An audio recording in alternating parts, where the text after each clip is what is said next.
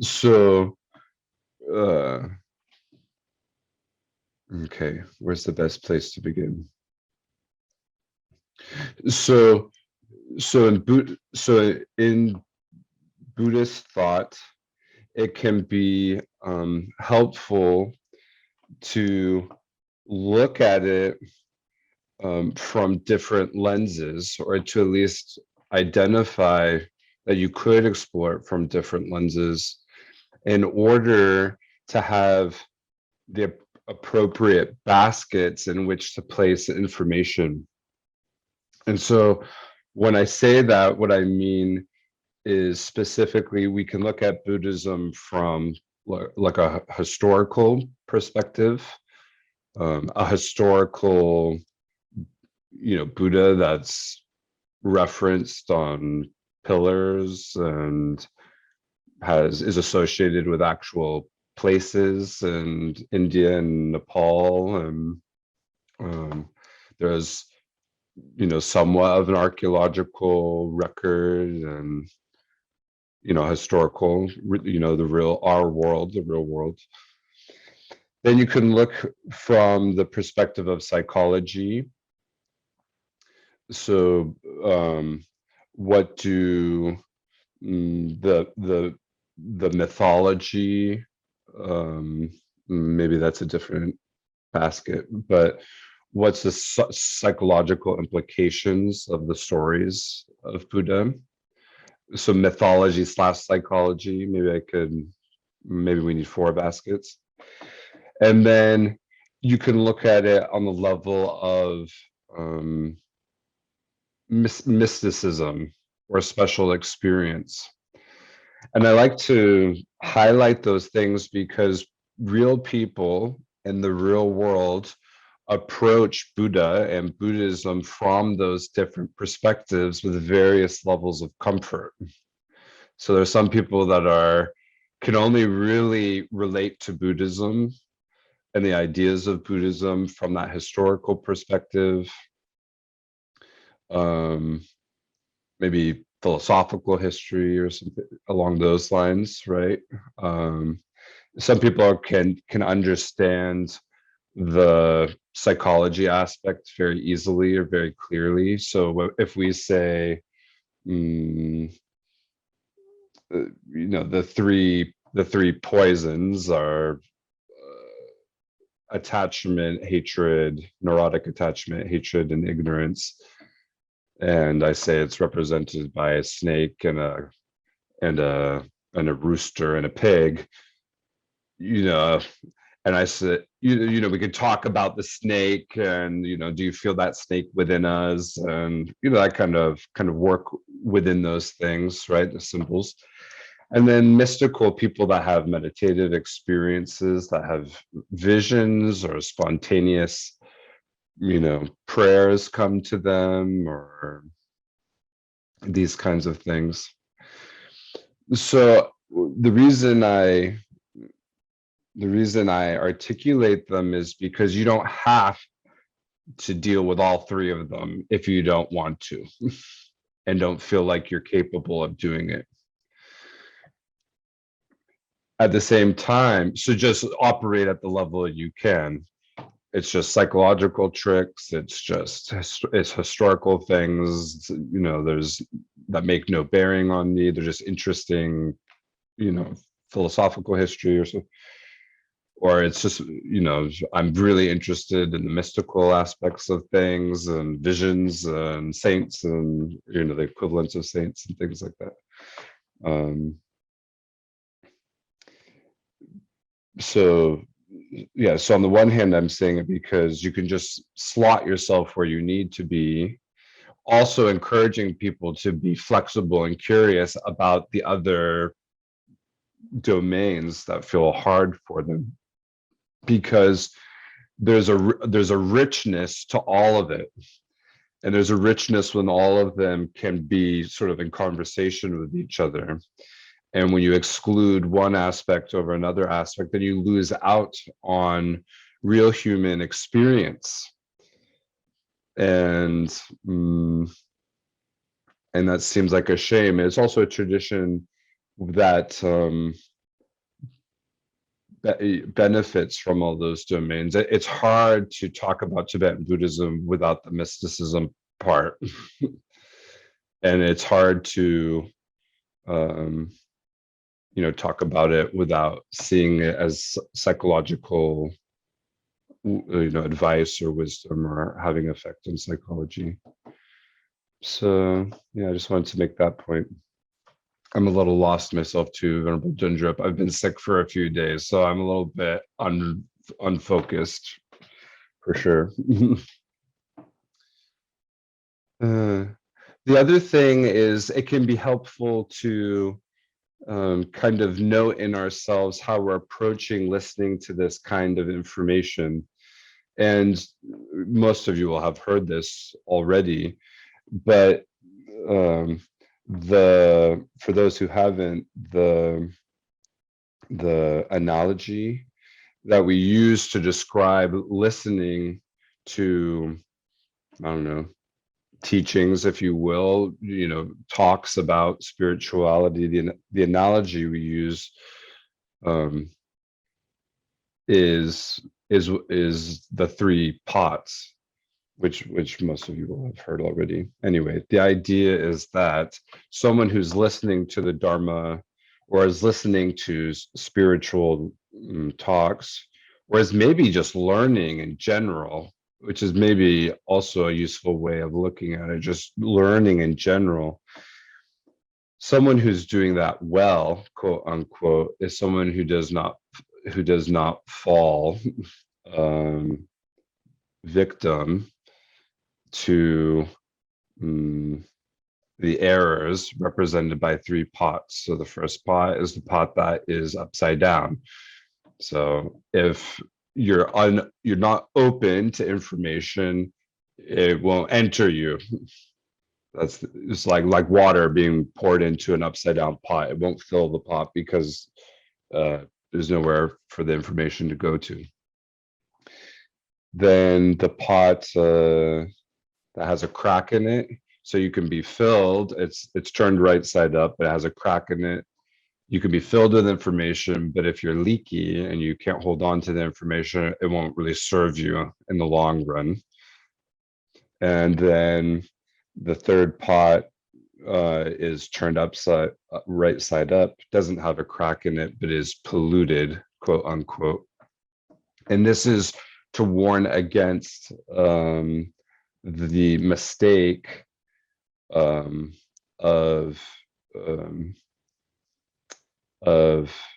what would we say, of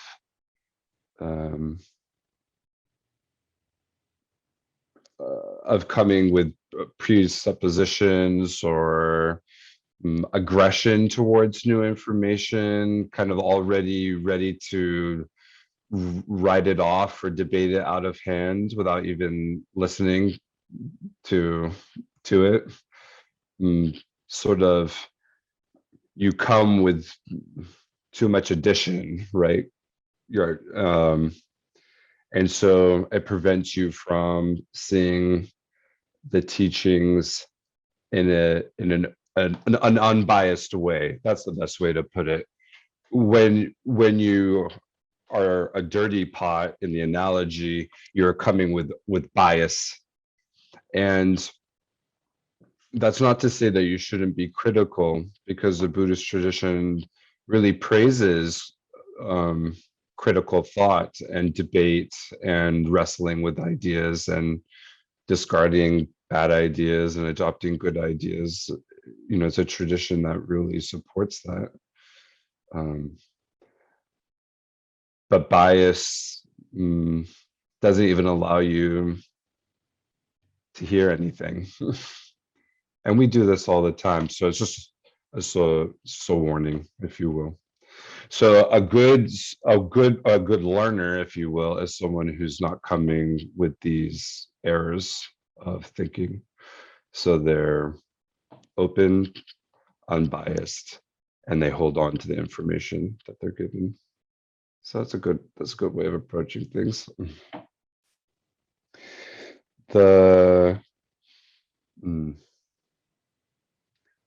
From the level of of myth, the Buddha was said to have been a prince exposed to sort of infinite kinds of pleasures. And his father was given a prophecy, or yeah, prophecy, that that the Buddha, his son, would either be a great teacher, or would a great spiritual teacher, and be take on the kingdom, would be a great ruler.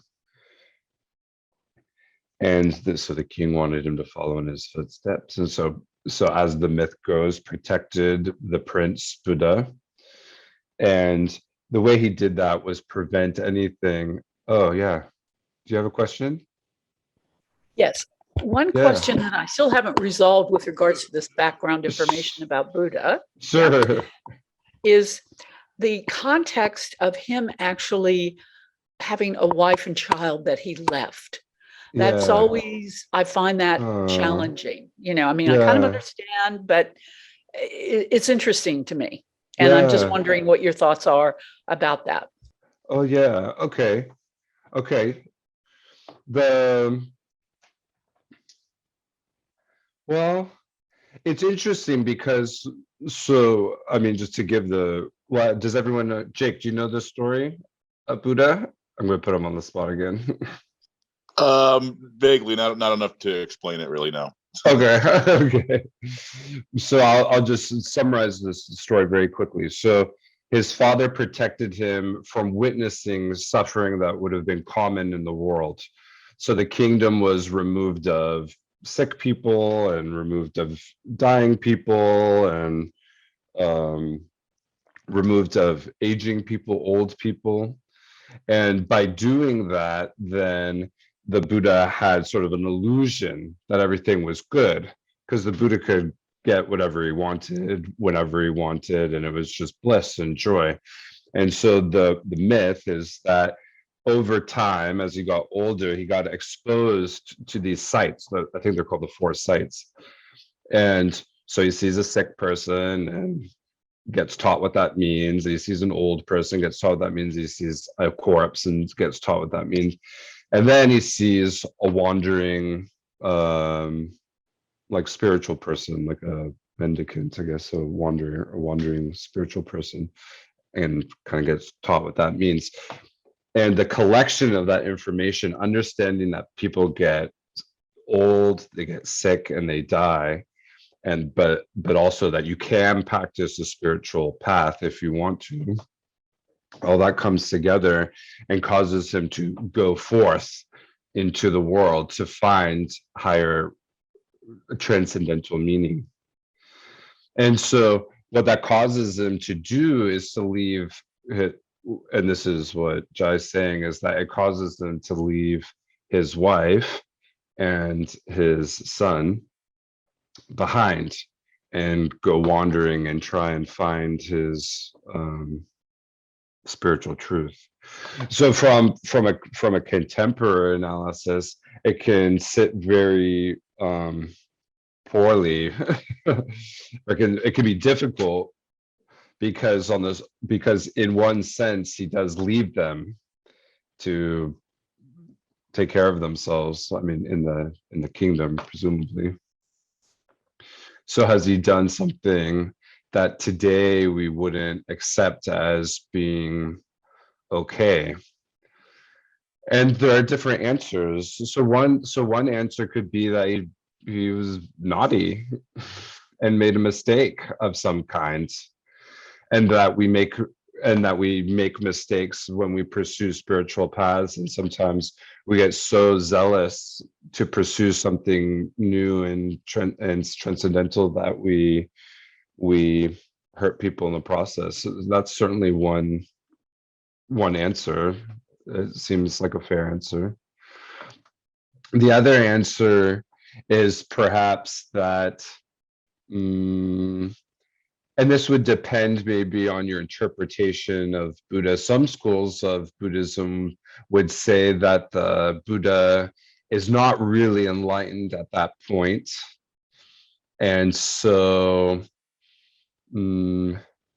they might argue that he just he's it's so painful to see those sights, the old age, sickness, and death, that he couldn't ignore the pain. Sort of, he like needed to find a way to transcend it, because the implication is that if those sights, if old age, sickness, and death happens to other people, then they'll happen to his wife and kid too, and to himself. And so perhaps one answer is that the pain is actually so unbearable for him that he couldn't ignore that pull to find some sort of transcendent answer, which is represented in the fourth sight of the wandering spiritual person. So that's potentially one answer. A third potential answer is from other types of Buddhism. Perhaps the Buddha is sort of really is actually enlightened, and it's sort of just kind of an act a little bit to demonstrate what's required of ordinary people to attain spiritual transcendence. And so that's like another kind of answer too, that it's an act of, it's just a teaching, it's like a teaching tool that so he personally is not unenlightened from certain kinds of Buddhism. He might already be enlightened, but he's kind of providing a teaching tool or an illustration of what's appropriate for ordinary people. That's also possibly an answer too. But what do you think, Jai, about the story itself? Why does it not sit well with you, or what feels off? It's just, well, obviously, as a 21st century person, it's hard to understand that, right? Having worked in domestic violence, that kind of thing, people being left. So all of that comes in. But I do understand. The other thing I think you sort of touched upon is that it's a different time and a different culture. And his son and wife were safe because they would have had enough money, to be blunt. And the other aspect of it is, it's like in those days, I think probably becoming a mendicant for spiritual reasons was highly valued, no matter what your circumstances were. And it wasn't as though he deserted them. They would have been cared for. So that's sort of where my head goes. But I also acknowledge, like I say, that I'm kind of locked into a certain cultural perception, and I recognize. But it's a valuable perception. It's interesting because later from the mythological perspective, his wife and son become part of the ordained sangha, become nun and monk. And so from that perspective, they do reunite once he's completed his spiritual path from the mythology point of view. And so I think that's interesting that they're never really left in any ultimate way, because they become his students. And from that perspective, his ultimate kind of gift to them is these teachings that are meant to sort of liberate them from their suffering in a permanent way. I mean, that's how it's talked about, in a permanent way. So that's an interesting thing. And the other interesting thing is when you read stories about monks and nuns becoming, or people that want to become monks and nuns, there's more than a few stories where they have to leave their ordinary householder's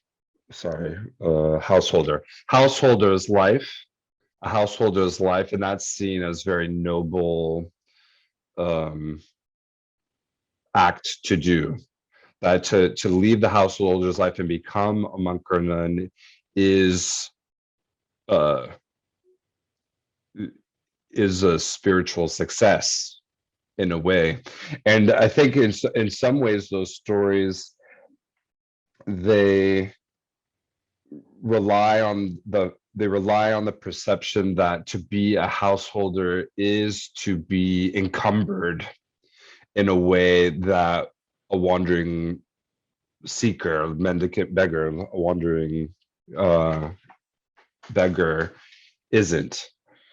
So to have a family, to have responsibilities, to have distractions constantly, by definition, especially in the earliest Buddhist texts, it is problematic to have those things. It makes it harder to meditate. It makes it harder to watch your morality. It makes the whole spiritual project more difficult. And so it's interesting that the Buddha's story, it becomes the myth of the Buddha, the story of him leaving becomes an ideal that then we find today. To emulate that in some sort of way is a good thing and is really praised. Particularly in Gelug's school of Tibetan Buddhism, becoming a monk or nun is highly praised. I mean, all the Tibetan schools have monks and nuns, but in Gelug school in particular. In later in Buddhism's development, then you get the householder who's also a spiritual master themselves.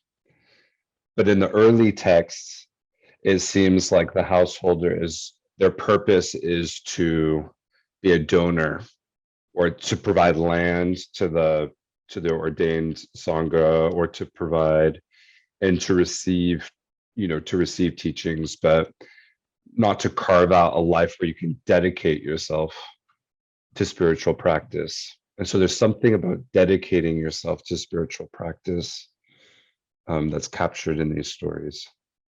I went off on a total tangent there, but did anyone have any other ideas? Sorry, I'm a little spacey. Did anyone have any ideas did they have any feelings about that part of the story about Buddha leaving his family to pursue his spiritual goals, or as?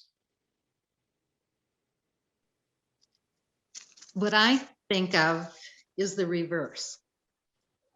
I think of Osalhita and the incredible decision that he made. I mean, the pressure that was on him. I just, and again, he was seeking his truth, and he obviously found that he could find the truth more in being a householder. So I think that had to be as difficult of a decision as it was for Lord Buddha to make his decision. Yeah. Yeah. I think that what you just said is because you can see how they're so similar, although they're different directions, right? And so it's interesting perhaps to draw a more abstract kind of idea from that perhaps pursuing self-improvement, pursuing spirituality, pursuing healing, pursuing transcendence from suffering, maybe requires sacrifice of some kind. And it's just difficult, and it requires all of us to figure out what that sacrifice will be. Yeah, so that's a very interesting point. So when the Buddha leaves, he learns how to meditate from non-Buddhist teachers. And so the beginning of his spiritual practice is to learn to control his mind. And I think that's such an important beginning, in part because it helps distinguish Buddhism from other spiritual traditions or philosophical traditions. Taming the mind is so paramount. So the first thing is to understand what mind is in Buddhism. and then to begin to think about what taming the mind could mean or be.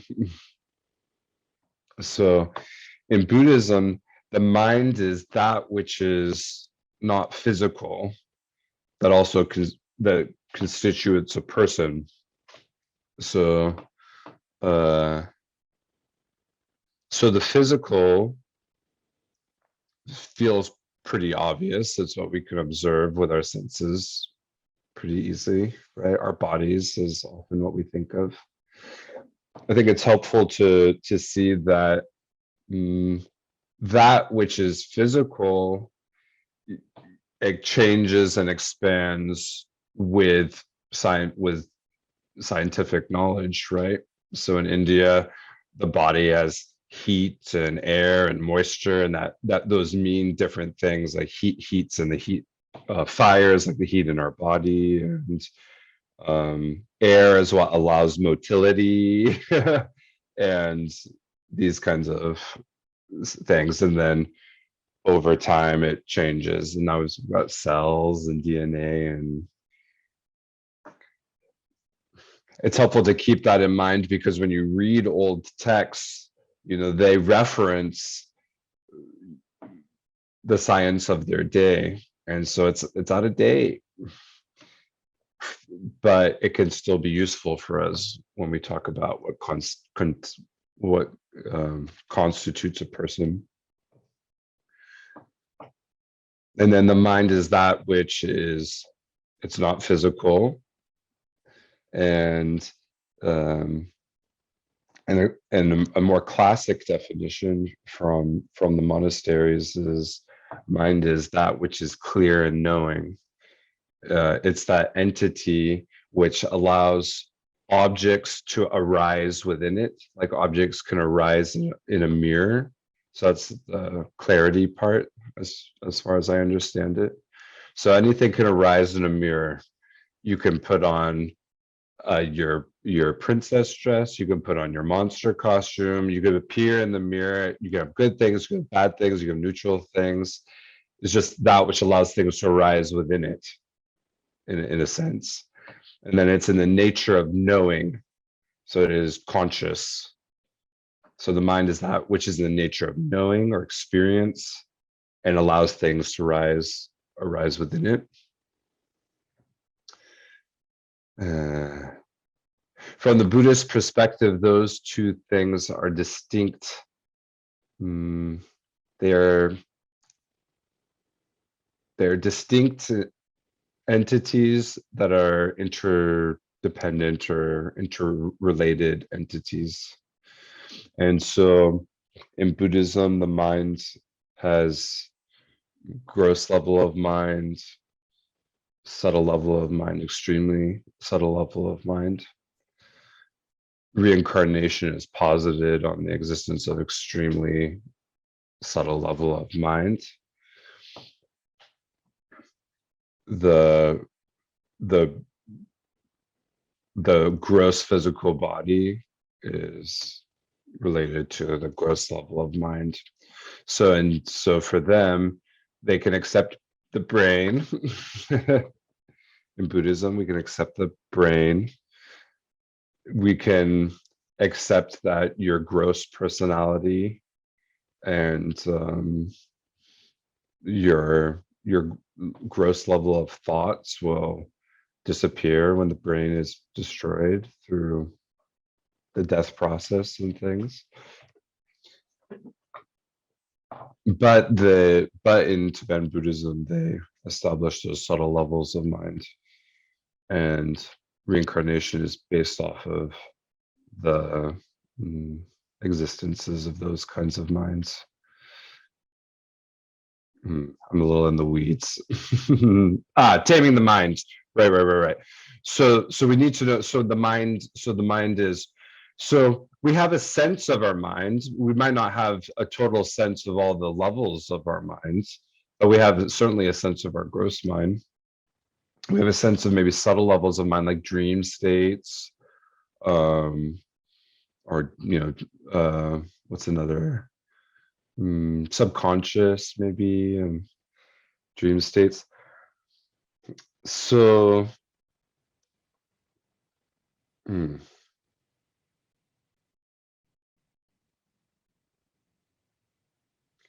now the gross level of mind is the one we operate with most, and it can cause us a lot of trouble.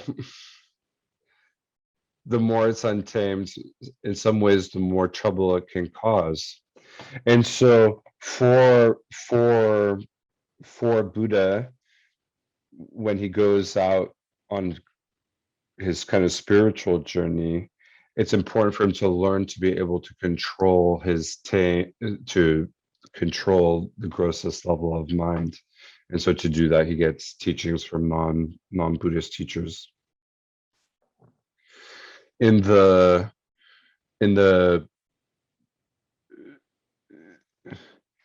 Tibetan Buddhism, then that becomes those instructions become part of what we would call the instructions for Shinai, for calm abiding, to develop calm abiding.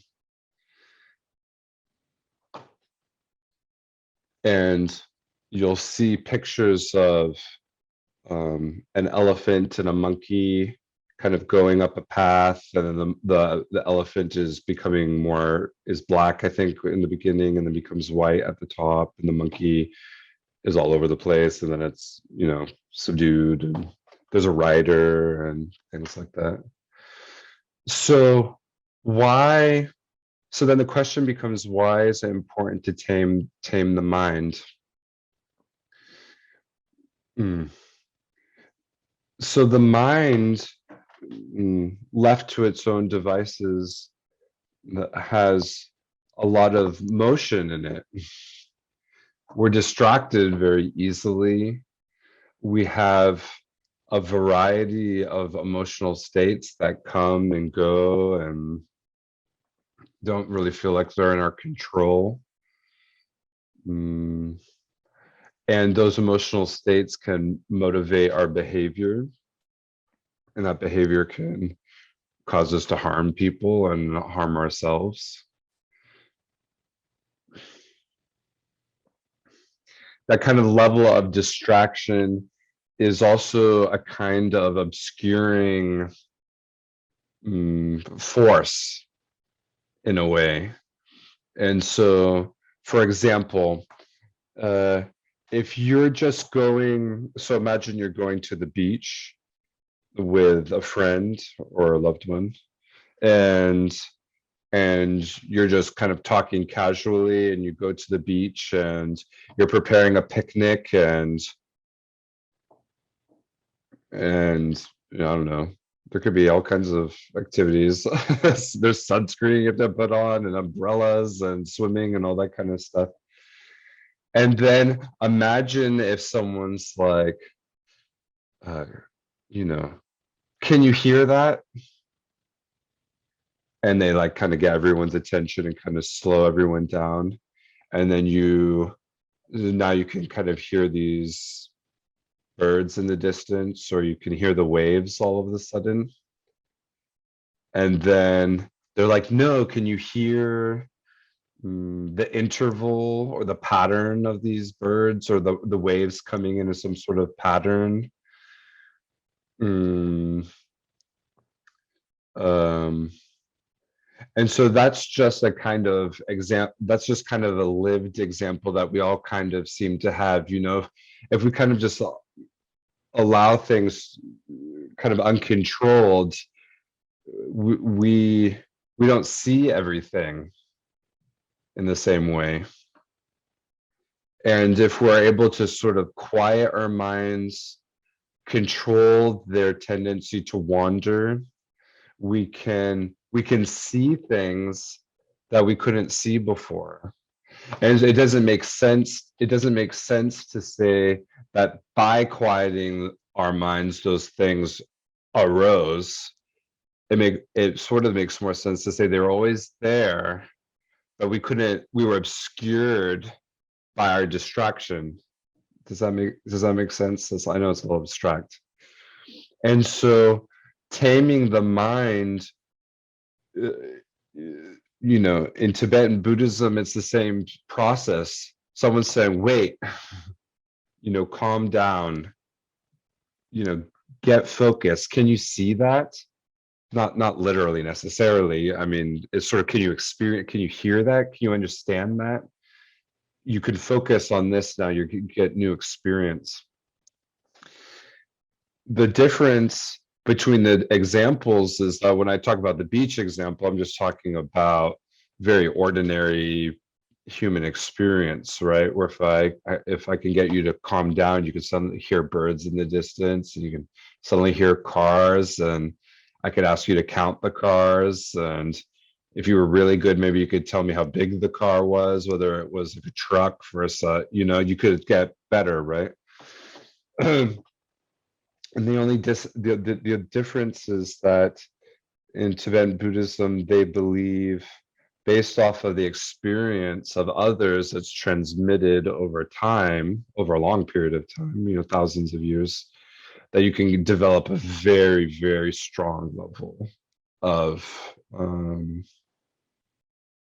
focus that you have control over.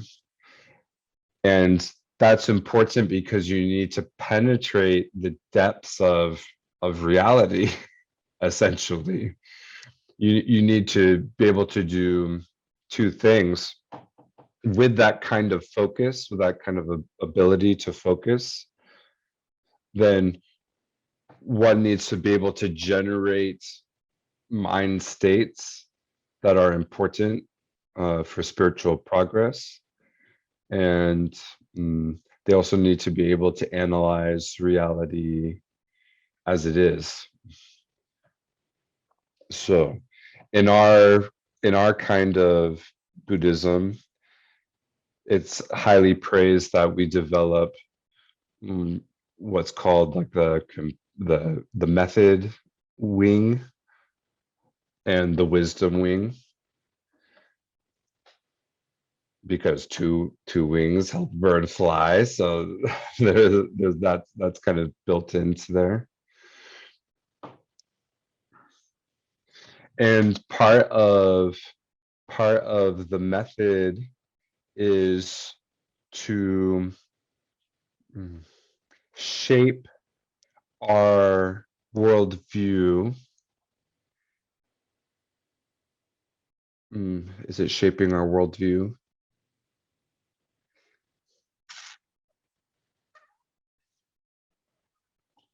Through analysis, we shape our worldview, ideally to align with something that is more accurate with reality.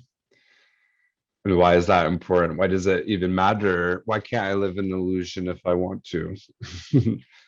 I mean, that's an important question, why I can't live in an illusion if I want to. The reason it's important to have an accurate understanding of reality is because from the Buddhist worldview, based off of the Buddha's insights, reported down over time and interpreted and debated and so forth over time. The reason we want an accurate view of reality is because an inaccurate view of reality by its nature perpetuates our personal suffering and the suffering of others. So an example, when Buddha's in his palace just living this illusion that his father has created for him, it's a good illusion.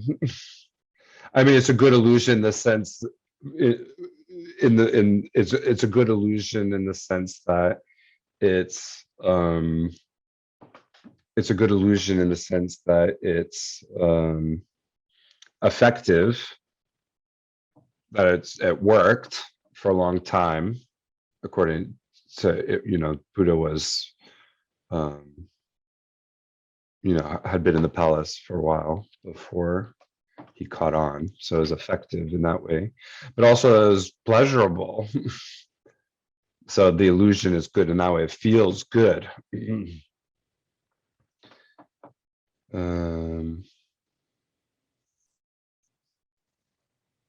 Sorry, I got a little bit lost.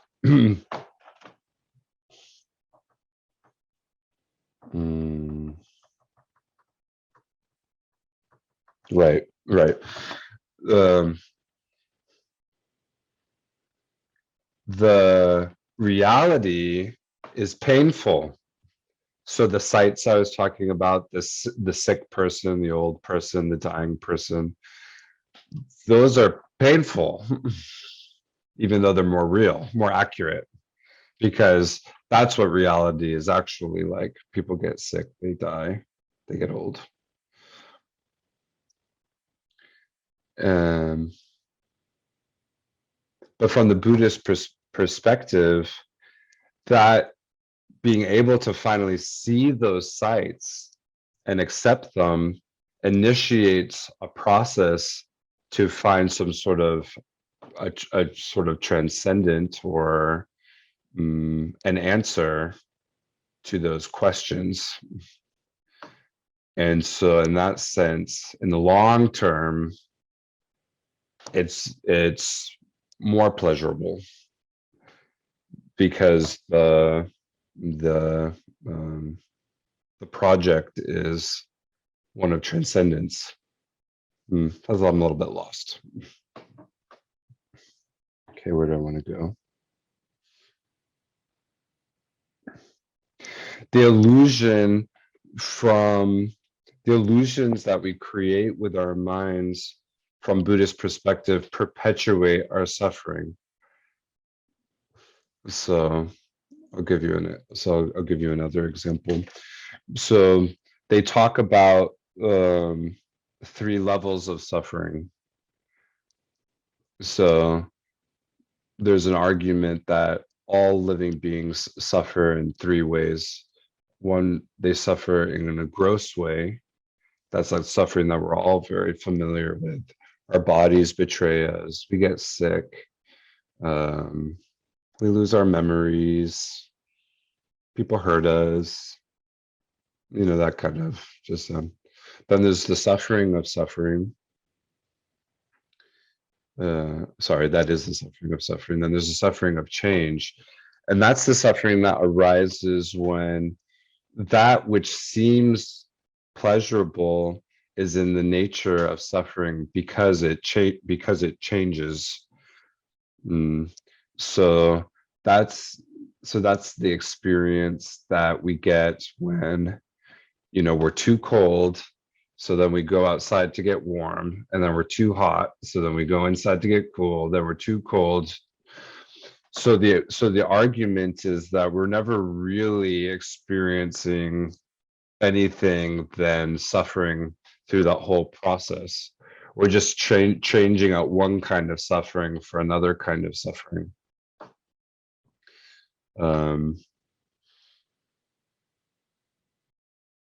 We exchange it, we're in the sun, and so the cold suffering or the hot suffering is imperceptible and the cold suffering is gone, and then as we get hot, the hot suffering becomes perceptible and the cold suffering gets minimized, and then and then the third suffering is pervasive compounded suffering that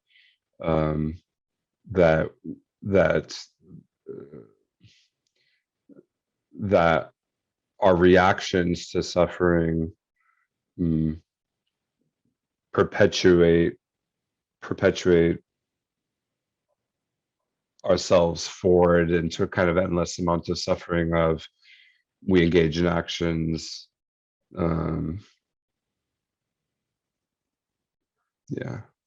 develop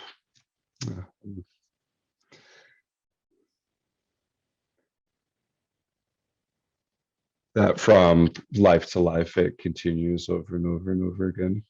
That's kind of the third one. So the reason I tell that story or bring up those kinds of sufferings is because illusion. Buddhism is concerned about getting rid of illusions.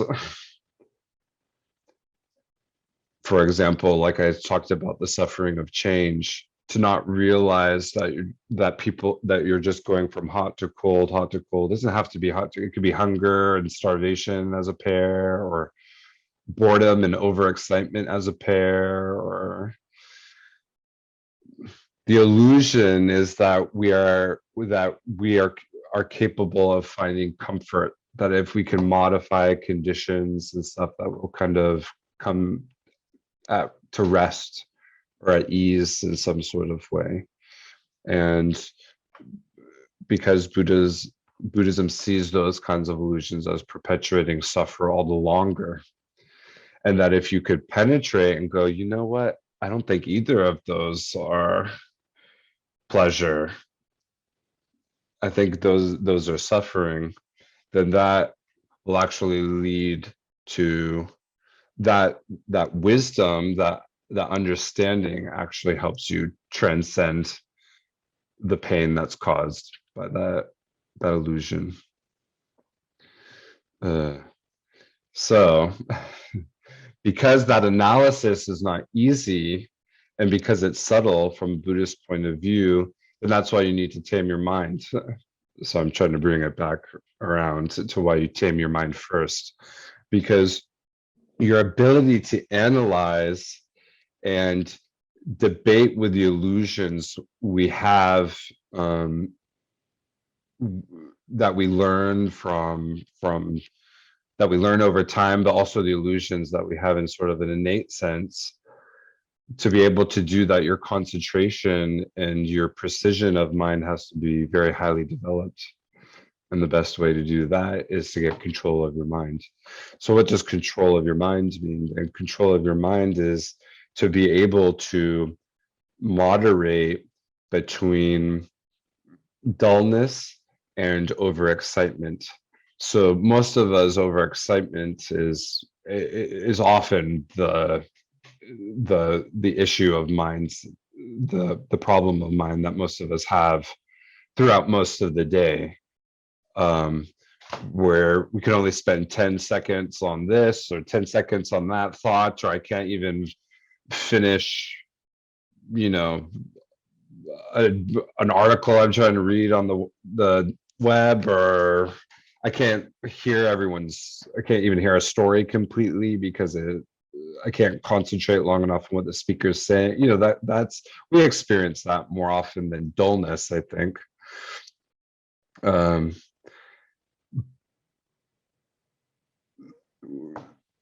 It's just like a monkey, right? That's how they use monkeys and elephants, as monkeys goes from place to place and hops around and is in everything. And that's like what you see in India and stuff. They're kind of in everyone's bags and all that kind of stuff. And then when we settle the mind in the beginnings, sometimes we overcorrect, and we can kind of get that kind of feel sleepy might be an example of dullness, or unclear, no clarity, dopey maybe. This is sort of how I am when I wake up in the morning, very dull and sort of unclear. And so an ideal state of mind, the one that they're hoping you develop through practice, is one where there is calm alertness, and you're able to direct your focus to whatever object is necessary for your spiritual growth. In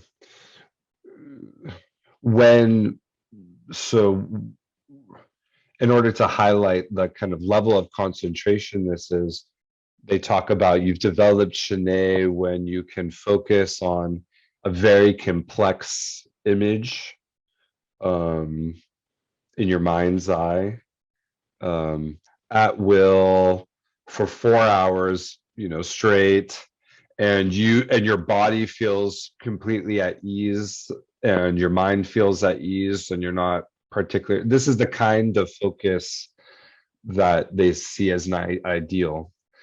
For us, we benefit from just trying it out. So that's the kind of focus they talk about. I think 9 levels of for Shanae. Even if we just got from 1 to 2, 1 to 2 to 3, we'd feel a lot better. And so if we can get an experience of just even a little progress in the early levels from 1 to 2, 2 to 3, and see how big of a change that is, then we extrapolate what that could feel like if we're at what they're arguing is possible, right? Because sometimes we just have to take what we know and extrapolate a little bit what that could really feel like. So maybe we can try and practice that, stabilizing our minds a little bit. And then also I'll transition it. So I'll guide and I'll sort of transition it into another meditation about motivation. And then maybe we can open up for questions. So I realize that this is a little bit all over the place, but we'll see what came up for people, and go from there. But let me guide a little meditation, give people a little break from my yakking. Okay, so to begin the very, very, very beginnings of trying to develop calm abiding, we can try it like this. So the first step is to set up your posture correctly. So if you're on a cushion, then you'd say, cross-legged as you know how. You have your spine straight but soft. You don't have to force it into some rigid sort of arrow, but just naturally straight. Your hands can be in your lap, your left hand cupping your right hand, and you create this little sort of triangle kind of mudra, hand gesture. And your head can be slightly tilted forward. Your eyes probably closed in the beginning. Your teeth behind your upper top teeth. And you relax your shoulders. If you're sitting in a chair, then if you can have your feet on the ground, like the bottoms of your feet on the ground. You don't actually have to if you don't need to rely on the back of the chair or on the back of, then you just sit on the edge of the chair almost, so that really your spine is supporting your body.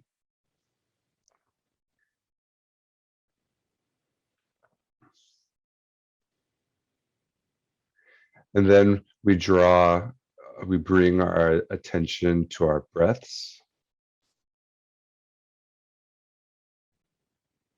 And in the beginning, you can just count the in breath and the out breath. And then if you want a more subtle object, then you could focus on just the sensation of air coming in and out of your nostrils. Or if you needed something more creative, you could visualize air, particles like colored air or something like that coming in and out. And what you do is you want to keep your focus on your object. So you don't keep changing object, just keep your focus on the object. And note 2 things. So as you're keeping your mind on the object, you want to notice a few things. One thing is you want to notice if you're still on the object or not. So you can lightly kind of monitor if you're still on the object or not. One thing you want to notice is the quality of your energy. Is it sleepy or is it overexcited? And can you sort of dial it down or dial it up just with your conscious minds? Like, and when you get distracted, which we all inevitably will, then you learn how to very gently and kindly bring it back to the object. So your mind will want to do something like, I've got to pay my taxes, or I've got to call this person, or I need to buy this thing, or I need to set up this thing. If you can very gently say, we'll get to that later, and bring it back to the object, then that whole process of noticing where you're at and the quality of where you're at, noticing when you've deviated from that, bringing it back. You can think of that almost like a rep when you're lifting weights. It is the skill that we're trying to develop. So we'll do that for a little while. So I will monitor the time, and we'll do it for a good amount of time. Maybe let's try 20-ish minutes, 19, 18 minutes. But you don't have to worry about the time. I'll worry about the time. So you don't need to look at any watches or check if I've forgotten. You trust that I'm not gonna let you do this for the rest of your life.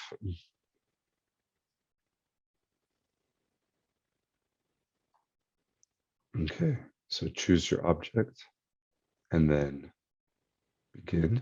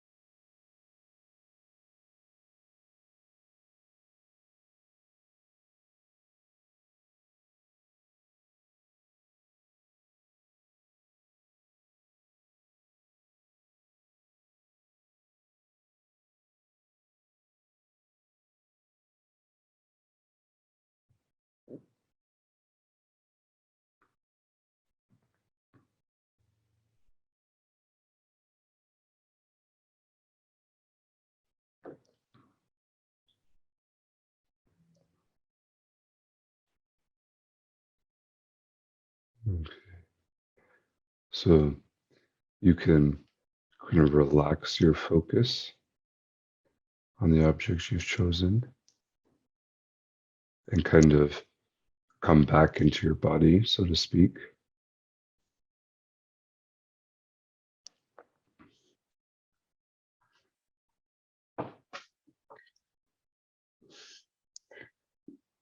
So, so maybe it'd be helpful to kind of just open this up to some discussion. So how was that exercise? Maybe you have a question about something. Maybe you have a comment about something we've kind of touched on. I just want to make sure that people can have space to say anything if they need to.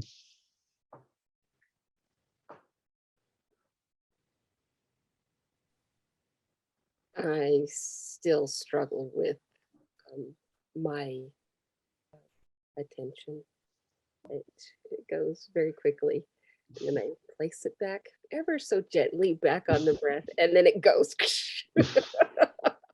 I'm still struggling with it. Yeah, me too.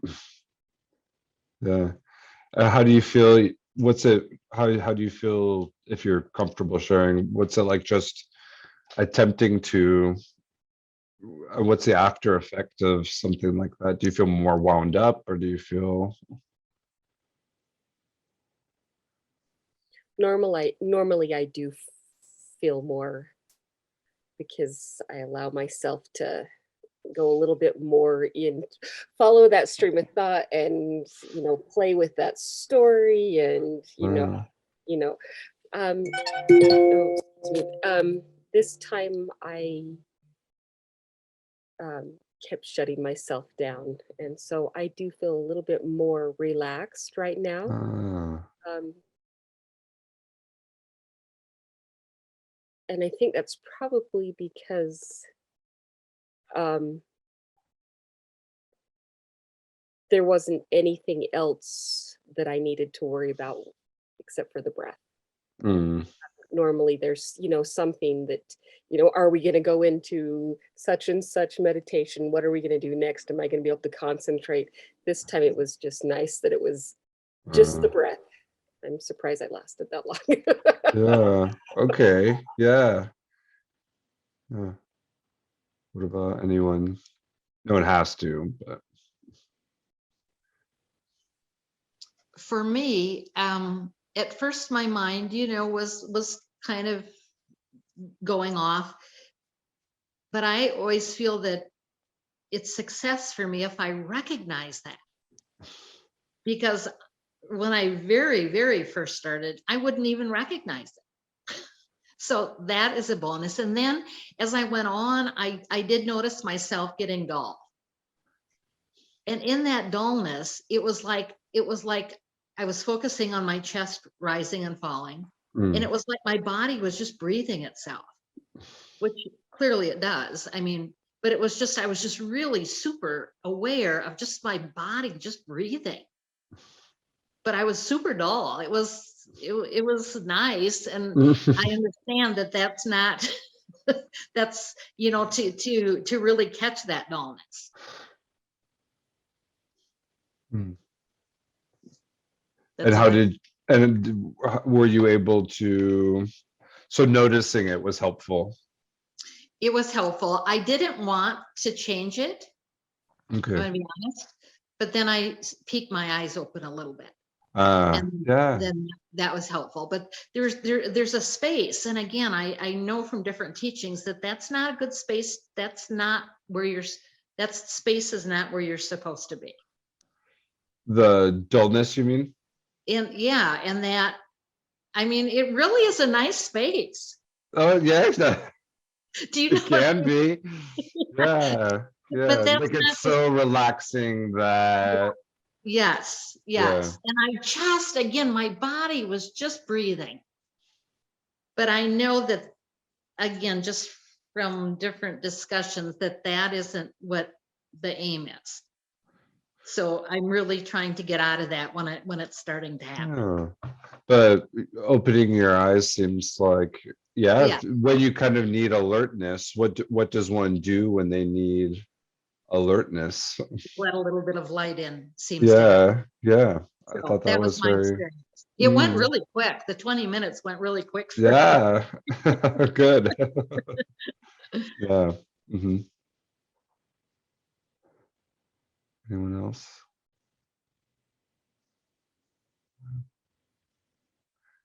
How about any questions or anything about, I mean, I know I kind of touched on everything in kind of this unlinear kind of way. So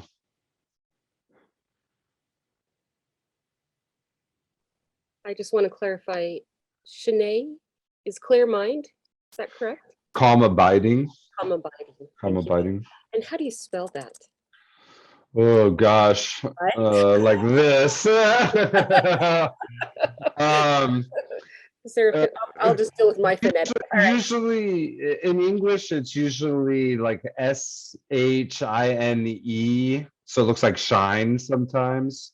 Sometimes there's an accent mark over the E. Michael, is that the same thing as shamatha? I thought shamatha was calm abiding. Yeah, right. Am I Yeah, wrong yeah. on that? No, you're not wrong. Just different language. So Shine is the Tibetan And and shamatha is Shamatha the is the Sanskrit. Yeah, and it's helpful to know. Yeah, and calm abiding is the English. Yeah.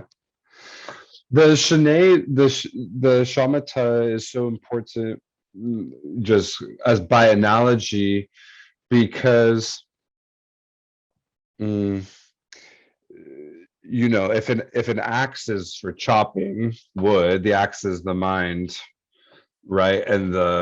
Um, and the swinging it down might be analysis, like if we were talking about old age, sickness, and death, right? Analysis.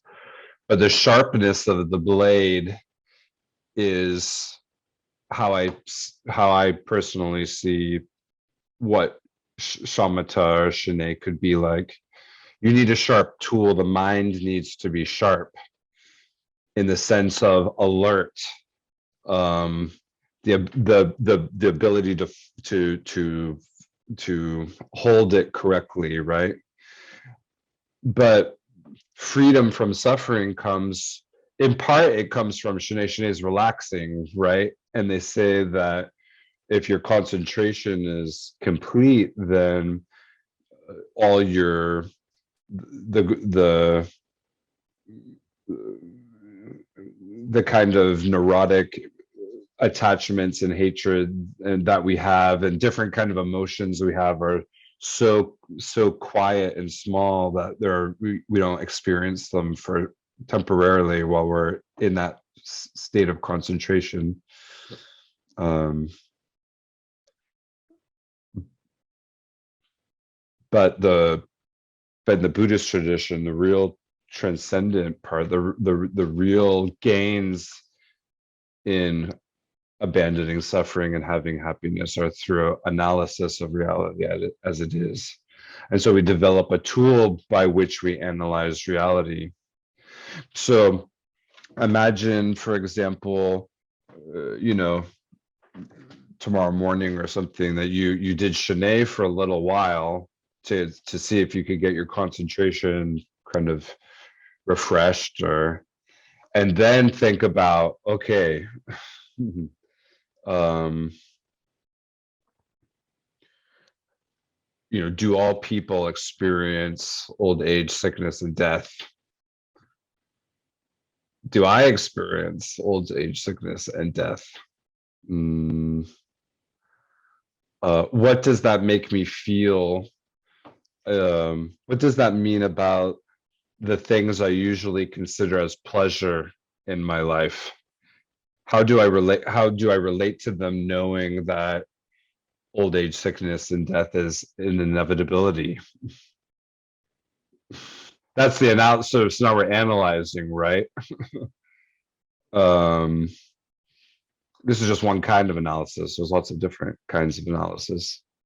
um what kinds of emotions arise when I think about old age, sickness, and death? What kinds of thoughts and beliefs arise? you know, mm, can I, um, to what degree do I have the ability to modulate or maybe moderate my own feelings and thoughts towards these things? So maybe scaring really, maybe the thought of death really makes me worry about my life choices.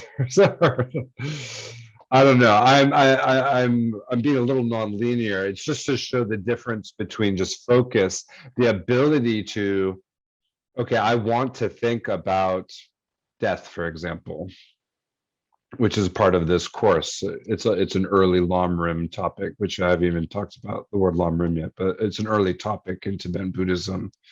So I want to be able to think about death. I want to think about how it's inevitable and its time is uncertain, and how the things I've collected over this life won't serve me very well at that time. Only the psychological / spiritual effort I've made will serve me at the time of death. Well, if I can't keep my mind on that topic for a good 20 or 30 minutes or what have you, I may not be able to come to very solid or stable conclusions. So that when I tell, because I'm a counselor, I have a counseling practice, when I say people, I go, death is, I say a lot with clients, death, the time of death is inevitable and its time is uncertain. And they go, yeah, I know. And I go, wow. Well, what does that mean for your life then? What's the implication of that?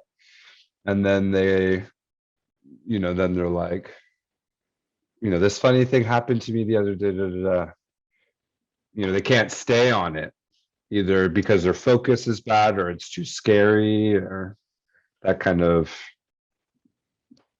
So that's all I'm talking about, is just the tool of the mind and the benefits you can get from philosophical analysis. And then the tradition is going to provide prompts of analysis for you that are found in the lamrim. So the lamrim is a set of prompts to reflect on with your sharpened tool. And the first one traditionally is guru devotion. So who's going to teach me how to see and act in the world, and how can I choose someone that has something to tell me, and how can I relate to them wisely without getting caught up in power abuses and all that kind of stuff. And the next topic is death. It's inevitable. The time of it's uncertain. What ordinary people do through their lives, what doesn't usually serve them. It's their spiritual or psychological pursuits that serve them. Then how do my actions affect me in the long term? Cause and effect. To what degree do I believe or understand cause and effect in the world?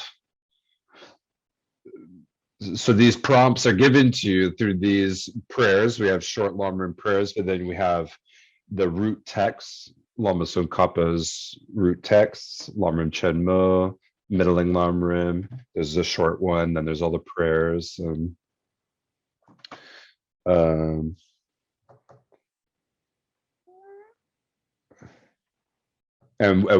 we'll touch maybe on those topics over this course, so we can spend time talking, doing a survey of lamrim. That would be a good idea, I think. Yeah, do lamrim. Okay.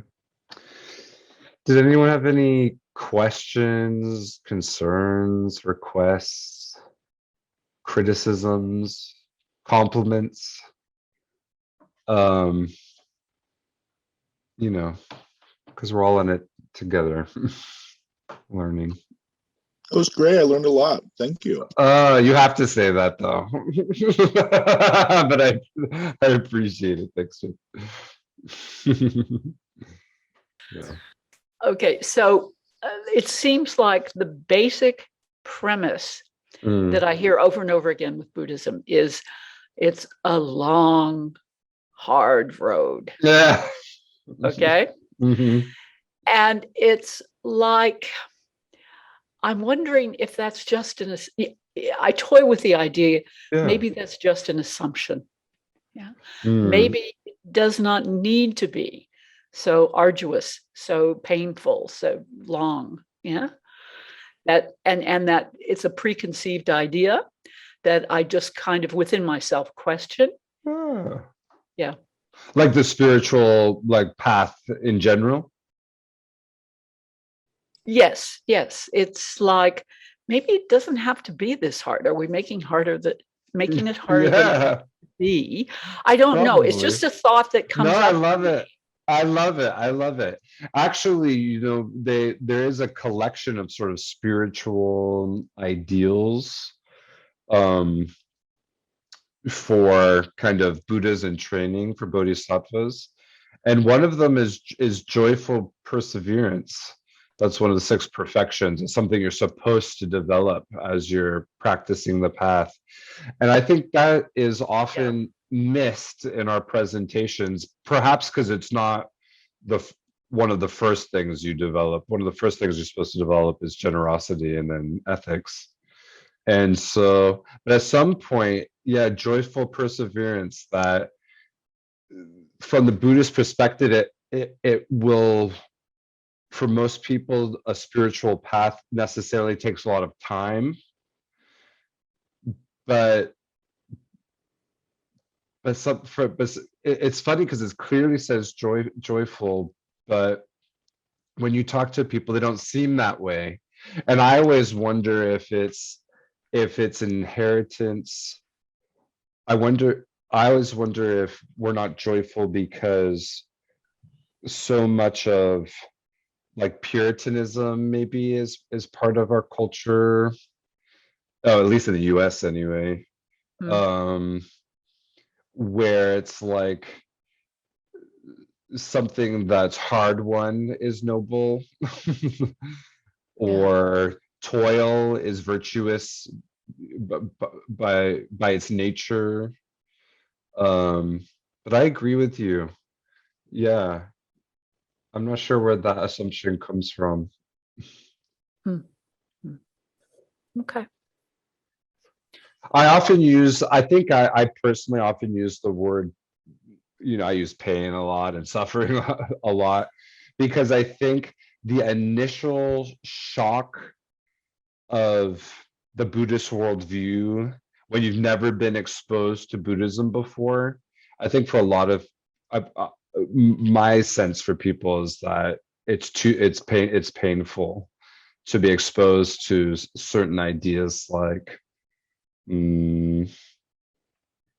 that maybe the pleasure we experience is not spiritual happiness, and that can be hard, or the idea of being accountable for your own actions that takes place in karma, in the Buddhist formulation of karma, that to have that much personal responsibility for your pain, for your suffering and happiness can be too hard for people. And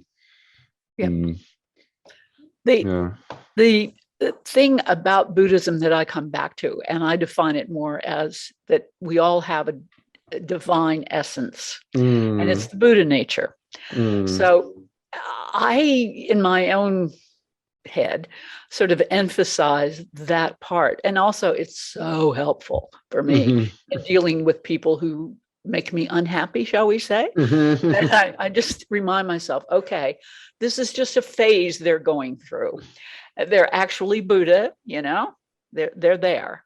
but they've got a lot on top of it. And I just need to be open and loving, accepting and patient with them.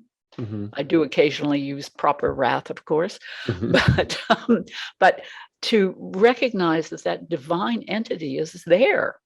And that's encouragage to me. Yeah. Yeah.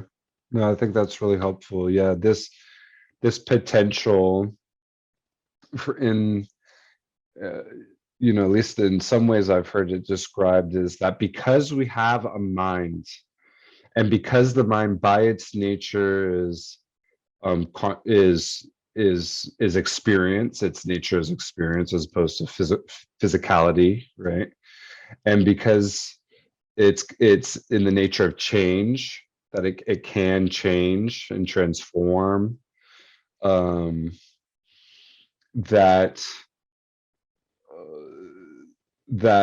the, like you said, the things that are covering people, like like intense hatred or a neurotic grasping at things or misperceiving self and others, and because the mind is capable of change, then we can get to a state where we are happier and less suffering. Like, we're not fixed. So even though I may be angry now or depressed now, that because we know that the mind changes from moment to moment based off observation, and we know that's capable of experience happiness, and because happiness is, from Buddhist worldview, because happiness is congruent with how reality actually is, it's supported by reality, then we could have a certain kind of faith that we can get there too, or that it can be revealed as having always kind of been a part of our nature. Yeah, and I'm glad you brought that up. Yeah. It's funny because Buddhism talks about suffering a lot. It talks about suffering a lot, and you have to dig in but it's a very optimistic tradition ultimately. And sometimes that doesn't translate as well as it should. I'm glad you bring up the optimism. It's very helpful. Yeah.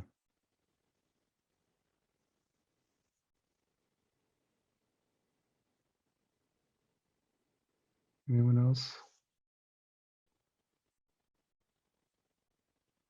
Yeah. Shall we end it?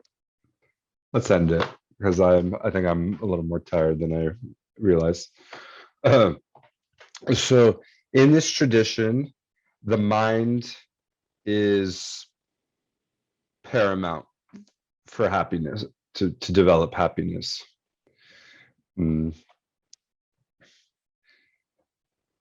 To begin to cultivate that practically, then we should be aware of our motivation for why we engage in actions.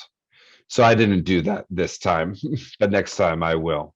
So in a perfect world, I would have begun this whole thing with analyzing our motivations for this. The more expansive our motivations are, generally speaking, the better. And what I mean by expansive is that they include all thinking beings as being part of your personal responsibility. That's the broadest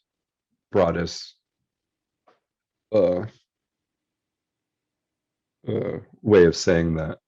So the reason we're trying to struggle through these concepts or get exposed to them, the reason we try and do meditation, the reason I try and muddle through this course, is because we care about living beings and we're training ourselves to see them as our responsibility.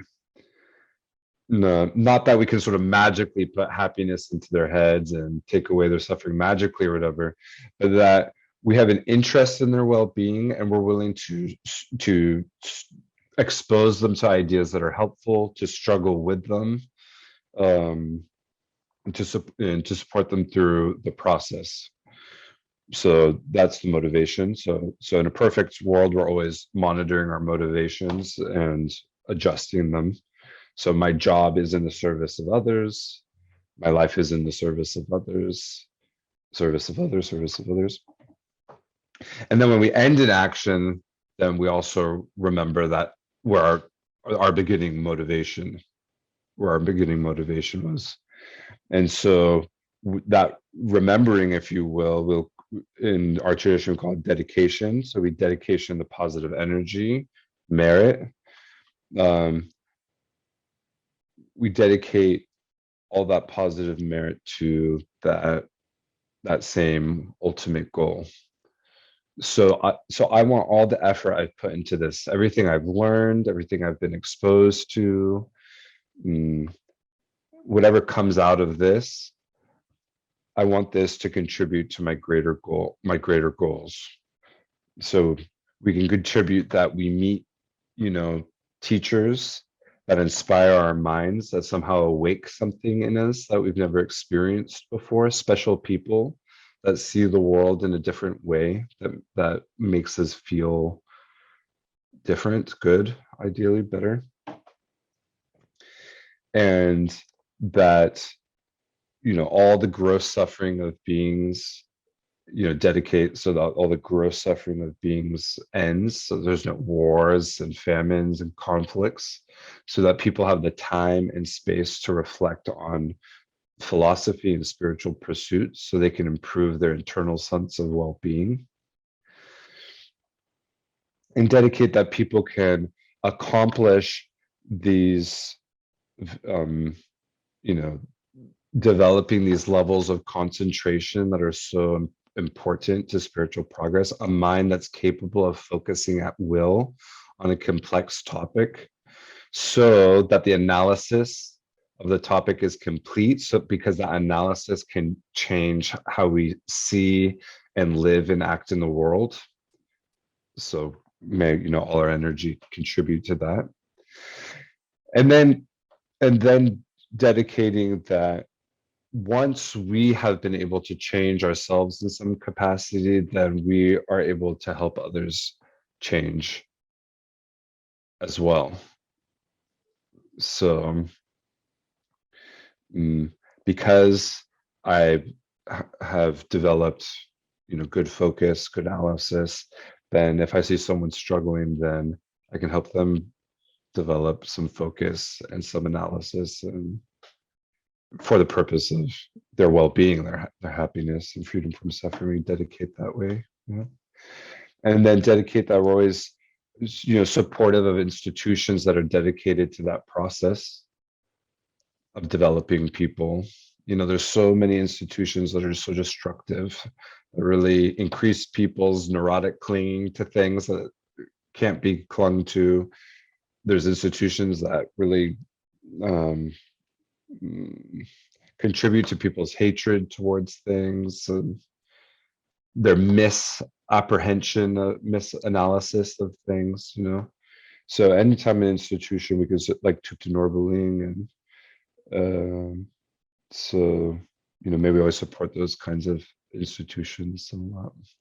And then at the very least, then we can dedicate that we have warm, kind hearts, that even if we don't have to become Buddhist, we don't have to accept all the metaphysics necessarily, but at the very least, that we'll be kind and warm to people and gentle, and do our best just to be good, nice people.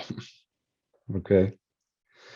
Thank you so much for your patience with me with my first class. I think next time I can be a little bit tighter. And thank you for your participation and sticking it out. And nice to see you all. And I'll be here next week. That's my plan anyway. Okay. Thank you. Okay. Take care. Thank you. Thank you. Feel better. Bye. Bye-bye.